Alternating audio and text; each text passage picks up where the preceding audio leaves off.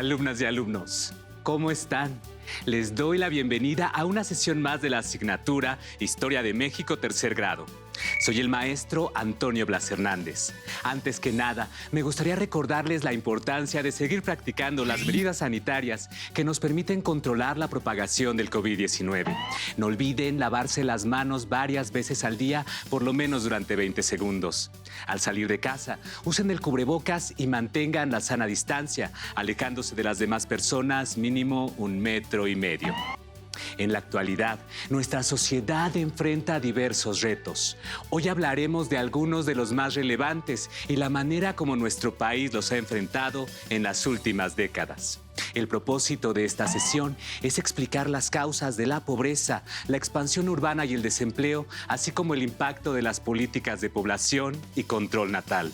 Les recomiendo que tengan a la mano su libro de texto, así como cuaderno y bolígrafo para anotar las ideas principales, dudas o comentarios, para que posteriormente los compartan con su maestra o maestro y los recuperen en las actividades que seguramente les solicitarán. Para comenzar, acompáñenme en la lectura de algunos fragmentos del libro México Profundo, una civilización negada, del reconocido antropólogo mexicano Guillermo Bonfil Batalla, quien en 1987 publicó este texto para compartir su punto de vista respecto al cambio que experimentó México en aquellos años. El país que hoy tenemos, la quiebra de una ilusión. Todo fue muy rápido. Bastaron unos cuantos años para pasar de la euforia del espejismo petrolero, a fines de los 70, a la certeza de que el modelo de desarrollo que se había impuesto al país había llegado a su término y ya no daba más. Lo que fue evidente en diciembre de 1982. Hubo que dejar de creer en milagros, en inmensas riquezas que aparecían de pronto y nos aseguraban la solución definitiva de todos los problemas. Milagro inmerecido, por otra parte, ya que nunca fue resultado de una serie de esfuerzos que el país hubiera hecho de manera constante y racional para generar la riqueza que necesita, ni para resolver los problemas que lo agobian. De pronto pareció que todos los errores, la cadena interminable de absurdos, incompetencias y miopías no lo eran tanto, y en última instancia quedaban justificados por el resultado final. Un país cuyo único reto era aprender a administrar la abundancia. Poco después, la falsa ilusión y el triunfalismo del México imaginario se derrumbaron estrepitosamente. El país que queda es otro, muy diferente del que se soñaba en los breves años de la última euforia. Hoy debemos aceptar que México es un país pobre, que grandes extensiones de tierra no son aptas para un cultivo moderno y que otras se han erosionado y producen menos porque se explotaron de manera irracional. Que las cosas han ido hasta el extremo de que nuestra agricultura no cosecha los suficientes productos básicos que se requieren para alimentar a los mexicanos, siquiera en el nivel mínimo indispensable. Crece nuestra dependencia por hambre. El país en el que se inventó el maíz importa ahora maíz. Nuestra industria no está integrada en la medida suficiente para atender las necesidades básicas del mercado nacional. Se producen muchas cosas superfluas y, en cambio, no se fabrican otras que serían necesarias. ¿Cuánto se gasta en México para producir, promover y consumir alimentos chatarra, refrescos embotellados, bebidas alcohólicas, envases desechables? ¿Cuánto cuesta en este país pobre crear un empleo industrial destinado a fabricar basura? Al tocar este punto, no puede pasarse por alto una mención al papel que juega la publicidad como fuerza inductora para imponer modelos de consumo, que, para decirlo en dos palabras, empobrecen y deterioran al consumidor. Y dentro de la pobreza general, una desigualdad económica que debería resultar intolerablemente escandalosa. El despilfarro y el derroche más burdos e insultantes frente a la incapacidad de atender las necesidades más elementales de millones de compatriotas. ¿Compatriotas? ¿Tendrán en verdad la misma patria los mexicanos que aseguran su dinero en los Estados Unidos? La crisis ha hecho más ricos a los más ricos y más pobres a todos los demás. El fin del milagro pone en evidencia, para quien lo dudara, la tendencia profunda de la desigualdad que ha estado implícita en el proyecto nacional. Hasta aquí el texto. ¿Qué les pareció la lectura? ¿Cuáles son las causas profundas de este análisis que realizó en su momento el doctor Bonfil Batalla? No se despeguen de la pantalla. A continuación vamos a intentar dar respuesta a estas preguntas. Como aprendieron en historia de primer grado, las naciones árabes que formaban parte de la Organización de Países Exportadores de Petróleo, o PEP, se negaron a surtir de este hidrocarburo a naciones occidentales, como represalia por el apoyo que Estados Unidos de América y Francia, entre otros, habían dado a Israel en la guerra del Yom Kippur. Este acontecimiento elevó el valor del petróleo casi 5 veces y la confianza en que su precio se mantendría e incluso podría elevarse llevó a México a sobrevalorar la abundancia de sus reservas petroleras recién descubiertas en el Golfo de México. Así, consiguió nuevos préstamos en el extranjero para financiar su desarrollo. Sin embargo, los eventos que siguieron estuvieron llenos de dificultades, pues el precio del petróleo se desplomó, provocando una serie de devaluaciones y el descontrol de la inflación. La solución que el gobierno encontró para solucionar este problema fue endeudarse de nuevo, pero esta vez México, al igual que varios países de América Latina, tuvo que aceptar las condiciones de los organismos financieros internacionales, como el Fondo Monetario Internacional y el Banco Mundial. Estos organismos exigieron una transformación profunda en la administración de la economía, principalmente la eliminación del proteccionismo que había caracterizado el desarrollo de la industria mexicana. El país adoptó un nuevo modelo económico, lo que significó una menor participación del Estado y la entrada de México al comercio internacional. Como resultado de dicho proceso, se aseguró que el nivel de vida de los mexicanos iba a mejorar, pero esto no ocurrió y la desigualdad se intensificó. La pobreza, la marginación y el desempleo son problemas mundiales, que según la Organización de las Naciones Unidas afectan a más de 736 millones de personas en todo el planeta. En México afecta sobre todo a niñas y niños, mujeres e indígenas, tanto en áreas rurales como urbanas. Dedicaremos esta sesión a conocer sus causas, así como la influencia que las políticas de control natal tuvieron en el desarrollo de la población. Pero antes de comenzar, sería importante preguntarnos, ¿qué es la pobreza? ¿Qué provoca este fenómeno? ¿Qué acciones puede tomar el gobierno para transformarla y garantizar un mejor nivel de vida de las personas? ¿Cuál es el papel que como sociedad y como individuos podemos tomar para disminuir este problema?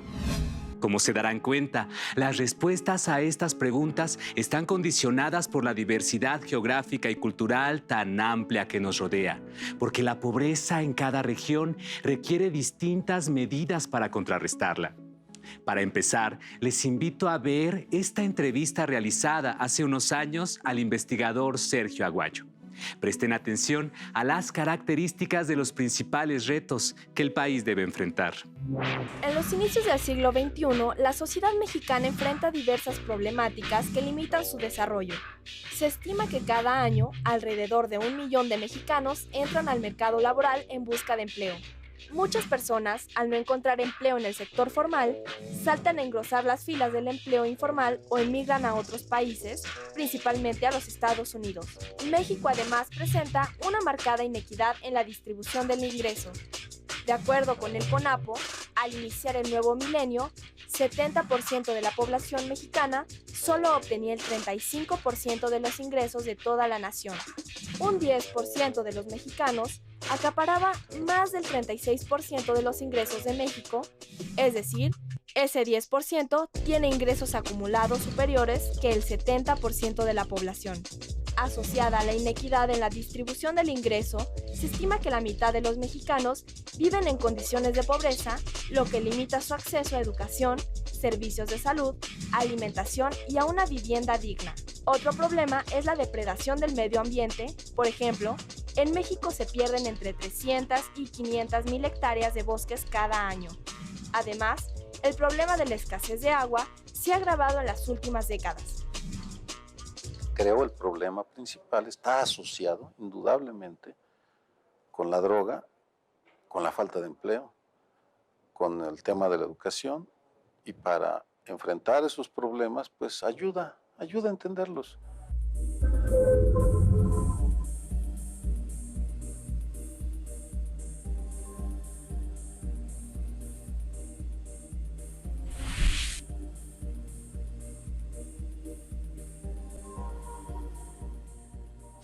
Los países que han logrado transitar del subdesarrollo, la pobreza, a una situación mejor, son aquellos países que han invertido masivamente en educación de calidad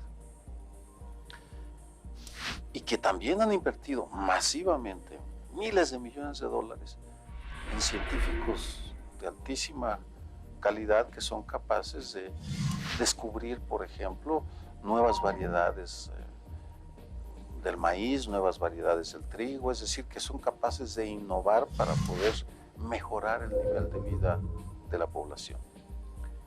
La tragedia, una de las grandes tragedias de México, es que dedicamos muchísimo dinero, vamos. En términos de comparativos, dedicamos casi como Inglaterra o como países desarrollados, y sin embargo, la calidad de la educación que reciben nuestros niños, jóvenes, es pésima.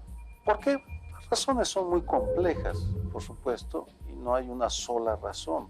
Para algunos tiene que ver con la baja formación de los maestros, pero luego otros dicen, pues sí, pero los maestros no están bien pagados. Luego otros agregan, pues sí, pero los niños no llegan bien comidos. Y luego, pues, lo que reciben en la escuela, en el salón de escuela, luego se les olvida por estar viendo la televisión. ¿Qué pesa más, lo que dice el maestro en el salón de clases o lo que dice la televisión machaconamente durante 3 horas? Estaría luego, pues, el problema de la investigación, que no acaba el gobierno federal y estatal de decidirse a invertir en la investigación. Hablan mucho, pero no le tienen confianza a la investigación, a la razón, tal vez porque ellos mismos no están bien preparados, a veces pienso, y temen la competencia. Pero el hecho es que somos una sociedad con un enorme potencial de creatividad. Como pudieron enterarse por este video, los problemas a los que el país debía hacer frente eran muy complejos. La pobreza tiene distintas dimensiones. El Consejo Nacional de Evaluación de la Política de Desarrollo Social, Coneval, distingue las siguientes.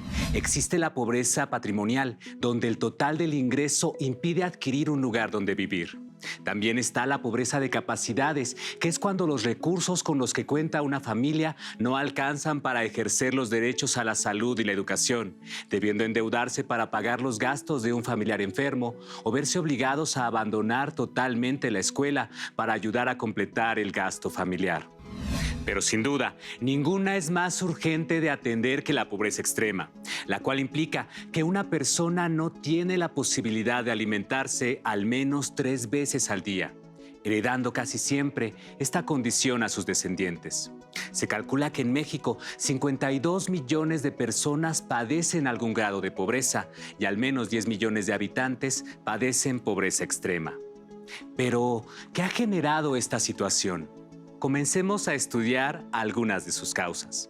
Las constantes crisis económicas internas, sobre todo en 1982 y 1994, y las crisis internacionales, como la de 2009, provocaron que nuestro país emprendiera varias reformas estructurales que, si bien permitieron solucionar momentáneamente el problema de la devaluación de nuestra moneda y atraer inversión extranjera, no impulsaron la creación de empleos y con derechos laborales. Las medidas que gobiernos como el de Miguel de la Madrid adoptaron para reestructurar la economía se tradujeron en una mayor inflación, que, como ya se ha mencionado, es la manera de llamar al incremento en el costo de algún producto.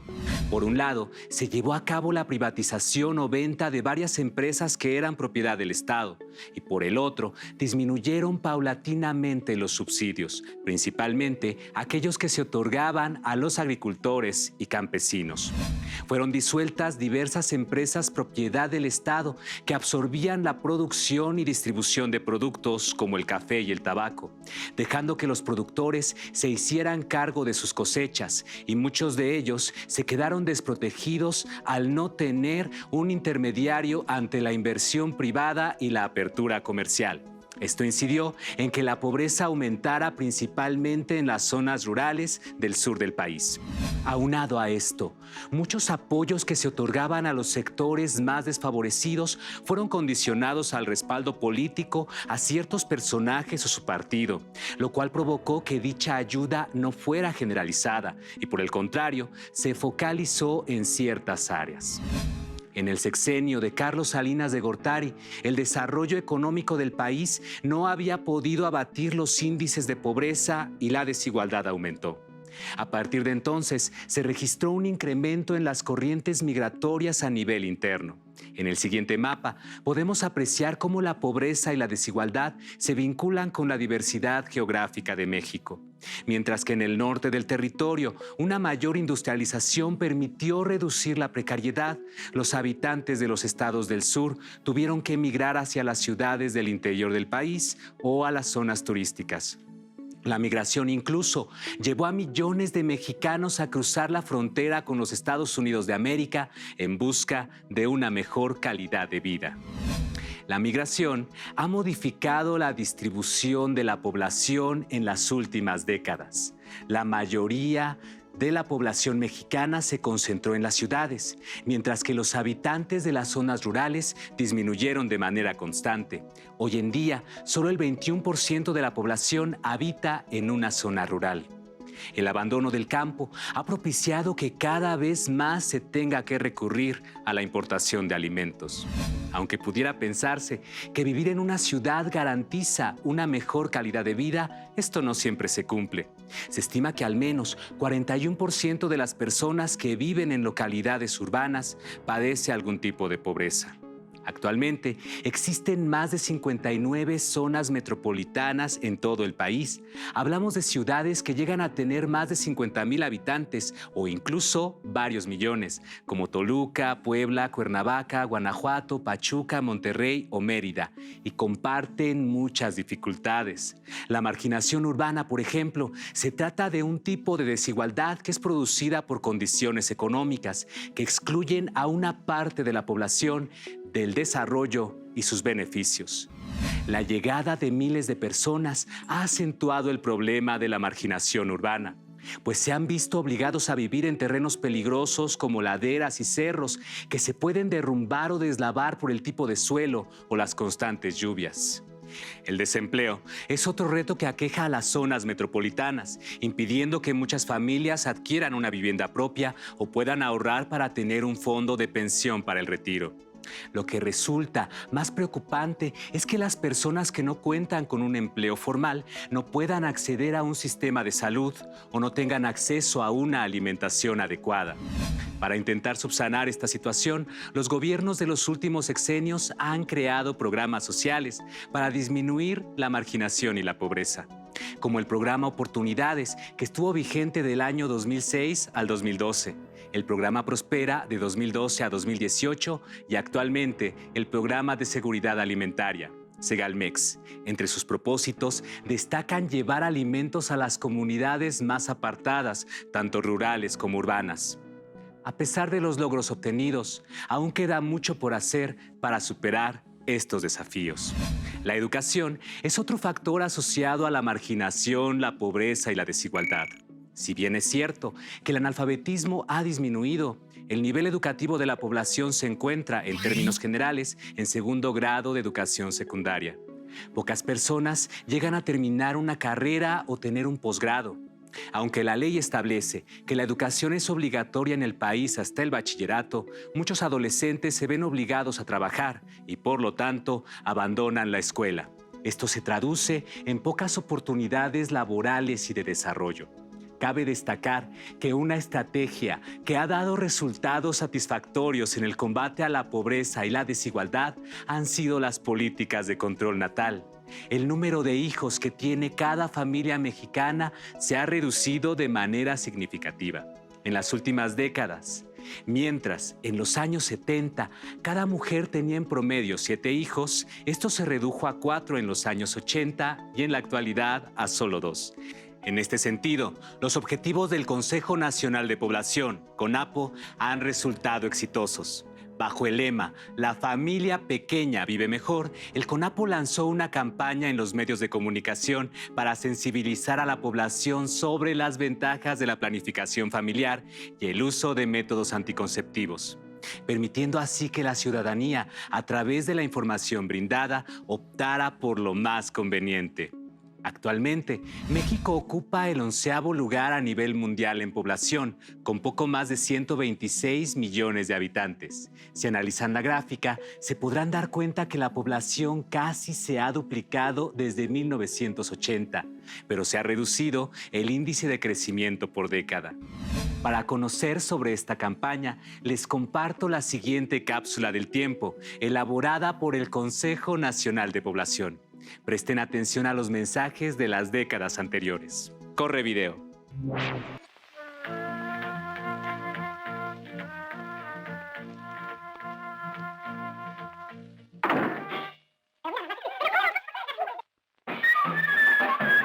Vámonos haciendo menos irresponsables y mejores padres de familia.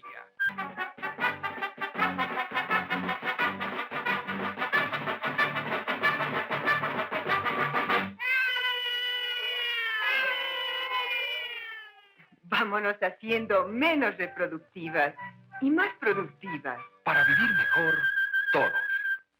Lo importante no es que los den muchos hermanitos, no, sino que sepan cuántos y cuándo tenerlos para que seamos mejores. Crecer no significa ser muchos, sino mejores.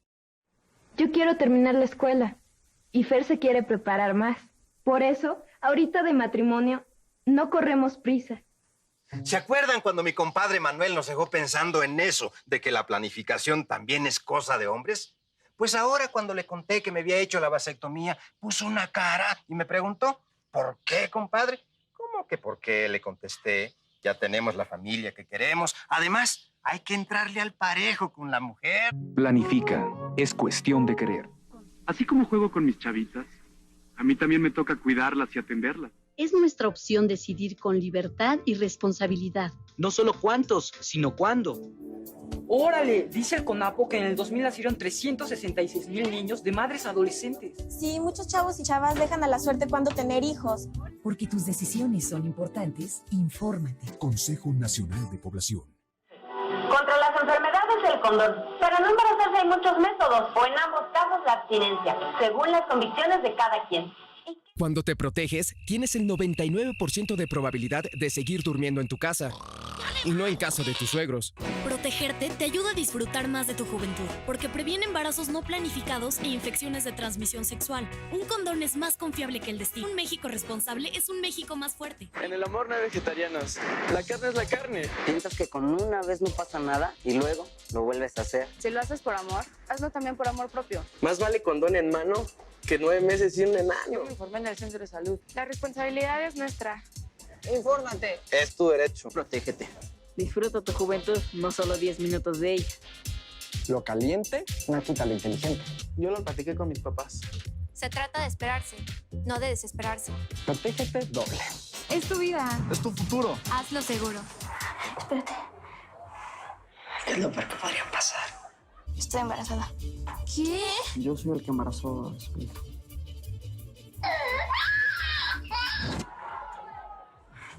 ¿Tres? No pasa nada. Creo que la inyección es... ¡Ay!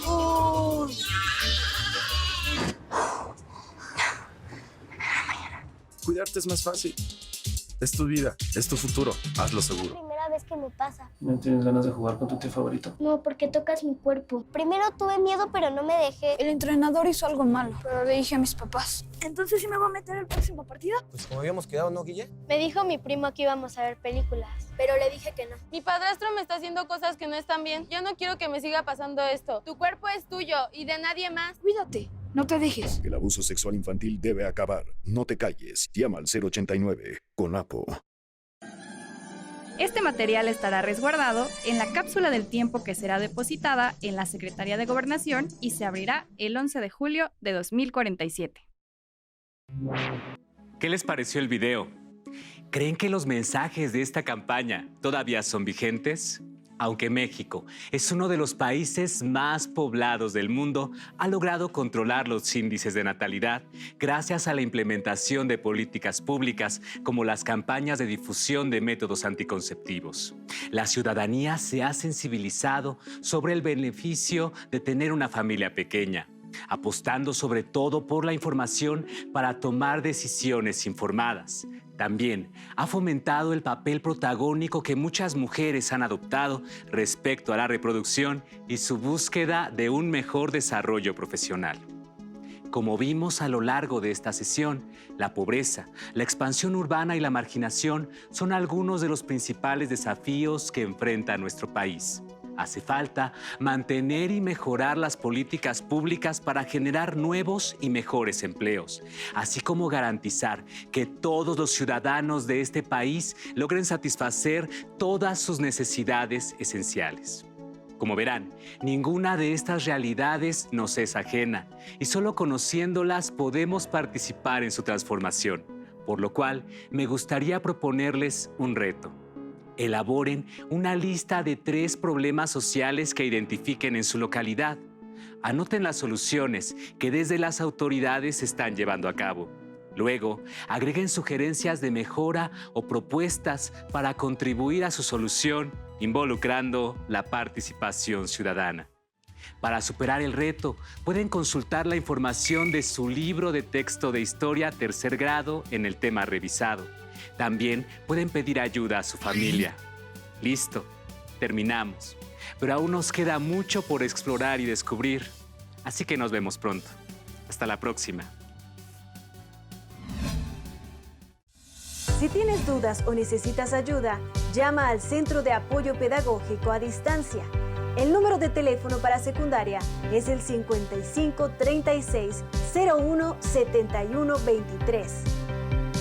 Si requieres consultar los libros de texto en versión digital, recuerda que los puedes encontrar en la página conalitec.cep.gov.mx. Y recuerda que también cuentas con el sitio aprendeencasa.cep.gov.mx, en donde podrás ver nuevamente los videos de los programas y además encontrarás actividades para fortalecer tus aprendizajes. También te invitamos a que consultes la plataforma nuevaescuelamexicana.cep.gov.mx.